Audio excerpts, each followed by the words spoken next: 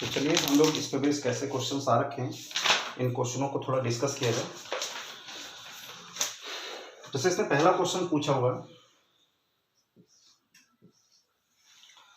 A proton and an electron are placed 1.6 centimetre apart in free space. Simple सा question है।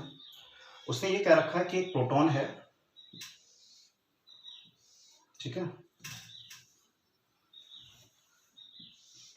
एक proton है और ये एक इलेक्ट्रॉन है, ठीक। ये फ्री स्पेस पर रखे गए हैं। They are placing at a distance of 1.6 centimetre की दूरी पर रखे गए हैं, ठीक। अच्छा, तो find the magnitude and nature of the electrostatic force between them. ठीक है, हमें पता है प्रोटॉन पे कैसा चार्ज होता है, पॉजिटिव, इलेक्ट्रॉन पे होता है नेगेटिव, ठीक है। तो नेचर तो हमें पता लग गया कि प्लस और माइनस है, तो इन पे जो फोर्स लगेगा वो अट्रैक्टिव होगा, ठीक है। तो ये तो हमें पता लग गया कि अट्रैक्टिव नेचर का फोर्स लगेगा। अब उसका मैग्नीट्यूड निकालना है, तो फॉर्मूला आ गया F इक्वल टू के, दैट मीन्स 9 इंटू 10 की पावर 9, Q1 प्रोटॉन का चार्ज 1.6 इंटू 10 की पावर माइनस 19, इलेक्ट्रॉन का चार्ज 1.6 इंटू 10 की power minus 19 and the distance 1.6 centimetre है, तो मीटर में बदला, इसका स्क्वायर आ गया। एक चीज ध्यान रखिएगा कि फोर्स जो है वो एक वेक्टर क्वांटिटी है, तो वेक्टर क्वांटिटी में आप इस माइनस प्लस माइनस साइन का यूज नहीं करेंगे, हम मैग्नीट्यूड निकाल रहे हैं, ठीक है। तो मैग्नीट्यूड में there will be no requirement of this sign, ठीक है। यूज भी करते हो तो भी कोई गलत नहीं होगा, ठीक है। तो फिलहाल हम यूज नहीं करेंगे, हम लोग मैग्नीट्यूड निकाल रहे हैं।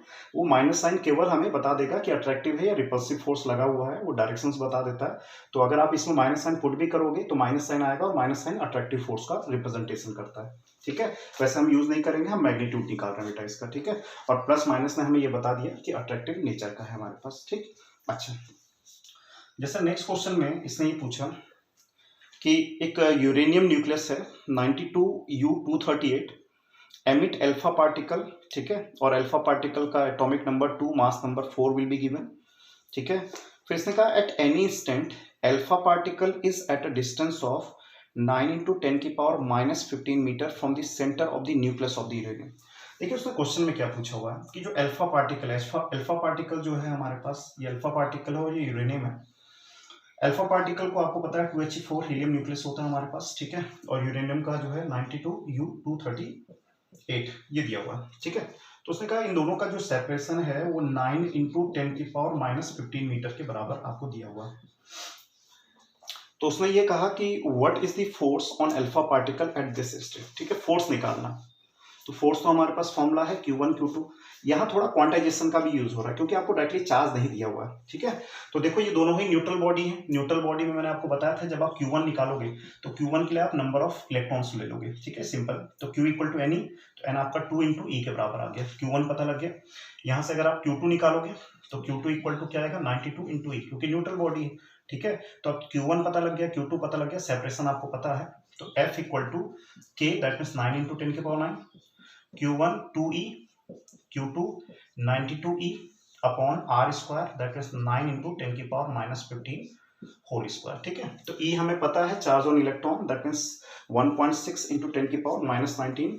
इसको पूरा हम सॉल्व करेंगे तो ये 512 न्यूटन आ जाएगा, ठीक है। तो ये हमें केस पता है हमारे पास, ठीक है। कैलकुलेशन आपको आती है, कैलकुलेशन की रिक्वायरमेंट हमें ज़्यादा नहीं, ठीक। तो ये हमारे पास इसमें 2 एग्जाम्पल दिए हुए थे। अब ट्राई योरसेल्फ पे कुछ क्वेश्चंस पे जाते हैं हम लोग, ठीक है। ये क्लियर हो गया होगा, बहुत बेसिक्स है हमारे पास। अच्छा, नेक्स्ट में से ये क्वेश्चन पूछा कि 2 positively charge particle each of mass, one mass दे रखा दोनों चार्ज पार्टिकल का, m1 will be equal to m2। Now this would be given 1.7 into 10 की पावर माइनस 27 kg, ठीक है। And each carry a charge of, ठीक है, charge दिया है, दोनों का चार्ज आपको दिया हुआ है 1.6 इंटू 10 की पावर माइनस 19 कूलम का। They are placing at a distance r। If each one experience a repulsive force equal to its weight, ठीक है। इसने कहा जो रिपल्सिव फोर्स इनके बीच में लग रहा है वो वेट के बराबर है इनके, तो r की वैल्यू निकालें, ठीक है। तो ये Q1 है, Q2 है, R है, तो इनके बीच में लगने वाला जो फोर्स लगेगा F इक्वल टू, ठीक है, वो आ जाएगा कि Q1 Q2 upon R square, और इसने कहा है कि वेट mg के बराबर है, ठीक है।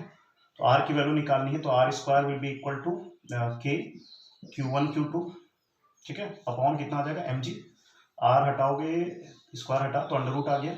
K हमें पता है, वैल्यू लिख देता हूँ 9 इंटू 10 की power 9, Q1 will be given, that means 1.6 into 10 की पावर माइनस 19, Q2 भी सेम थिंग 1.6 into 10 की पावर माइनस 19, ठीक है, upon m into g, m will be given 1.7 10 की पावर माइनस 27 और जी आप 9.8 ले लेंगे, ठीक है।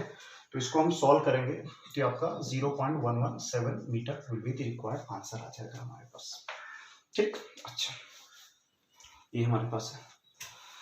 Now the next problem, next में क्या कह रहा है, कह रहा है what is the minimum electric force, ध्यान सुनिएगा, what is the minimum electric force between two charge particle, ठीक है, 1 मीटर अपार्ट इन। उसने कहा दो चार्ज पार्टिकल हैं जो 1 मीटर की दूरी पे रखे गए हैं, इनके बीच में लगने वाला मिनिमम इलेक्ट्रिक फोर्स चाहिए, ठीक। अब फोर्स किस किस चीजों पे डिपेंड करता है, अब देखो फोर्स प्रोडक्ट Q1 Q2 के प्रोपोर्शनल होता है और F प्रोपोर्शनल टू 1/r² होता है। R आपने ऑलरेडी मिनिमम लिया हुआ है, 1 से छोटा तो हो नहीं सकता, ठीक है, तो R हमने ऑलरेडी मिनिमम लिया हुआ है। अब मिनिमम किसको लेना है, चार्ज को। तो मुझे बताओ सबसे मिनिमम चार्ज किसका होता है, मैंने बताया था फंडामेंटल चार्ज जिसे बोलते हैं, इलेक्ट्रॉन का चार्ज सबसे मिनिमम होता है, ठीक है। तो इसका मतलब है कि आपको यहाँ पे इलेक्ट्रॉन्स लेने पड़ेंगे, तो आपने यहाँ पे इलेक्ट्रॉन्स ले लिए, ठीक। तो जो मिनिमम फोर्स आएगा, minimum known force, now this should be equal to K, that is 9 into 10 की पावर 9, Q1 1.6 into 10 की पावर माइनस 19, Q2 1.6 into 10 की power minus 19 upon r square, that means 1 का स्क्वायर, ठीक है। तो हम इसको सिंप्लीफाई करेंगे and the answer will becomes 2.304 into 10 की पावर माइनस 28 न्यूटन के बराबर आ जाएगा, ठीक है। मिनिमम फोर्स बोला हुआ था, ठीक है, तो सेपरेशन आपका मिनिमम था, हमने चार्ज भी मिनिमम ले लिया, तो इससे हमें क्या पता लग गया कि इनके बीच में मिनिमम फोर्स कितना लग रहा है हमारे पास, ठीक है। फिर इसने ये पूछा एक क्वेश्चन में कि देयर आर टू चार्जेस, दो चार्ज आपको दिए हुए हैं, एक +2 माइक्रोकूलम का दिया है, एक -3 माइक्रोकूलम का दिया हुआ है। The ratio of force acting on them will be, ठीक है, इनके बीच में जो रेशियो फोर्स जो लग रहा है उनका रेशियो क्या होगा।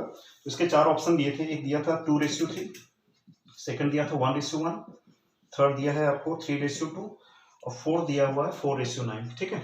अच्छा, तो आपको एक चीज ध्यान रखना है कि जो कूलम्स लॉ है वो हमारे न्यूटन्स के थर्ड लॉ को भी फॉलो करता है, to every action there will be an equal and opposite action. इसका मतलब क्या है कि इस 2 माइक्रोकूलम पे -3 माइक्रोकूलम जो फोर्स लगाएगा, अट्रैक्टिव जो फोर्स लगाएगा F1, ठीक है, और जो इस -3 पे ये जो फोर्स लगाएगा अट्रैक्टिव फोर्स F2, तो जो F1 होगा वो F2 के बराबर होगा लेकिन अपोजिट नेचर का होगा, ठीक है, ठीक। तो दोनों चार्ज के बीच में लगने वाला जो फोर्स होता है वो इक्वल होता है और अपोजिट डायरेक्शंस में होता है, ये माइनस साइन अपोजिट डायरेक्शन बता रहा है। तो कूलम्स लॉ जो है वो न्यूटन्स के थर्ड लॉ को भी फॉलो करता है, ठीक। तो हमें ये पता लग गया कि +2 पे -3 के कारण लगने वाला जो फोर्स होगा वो बराबर होगा किसके, -3 पे +2 के कारण लगने वाला फोर्स। दोनों फोर्स बराबर है, तो जब फोर्स बराबर है तो F1/F2 का रेशियो क्या होगा, 1:1 हो जाएगा, तो second one will be the answer, ठीक है बच्चों। तो ये हमारे पास कुछ क्वेश्चंस थे, ठीक है, and these questions are totally based on the Coulomb's law जो हम लोगों ने डिस्कस किया हुआ है, ठीक है। बाकी इसके कुछ और जो हमारी वैरायटी है, ठीक है, उसको हम लोग नेक्स्ट वीडियो में डिस्कस करेंगे, ठीक है। थैंक यू बेटा।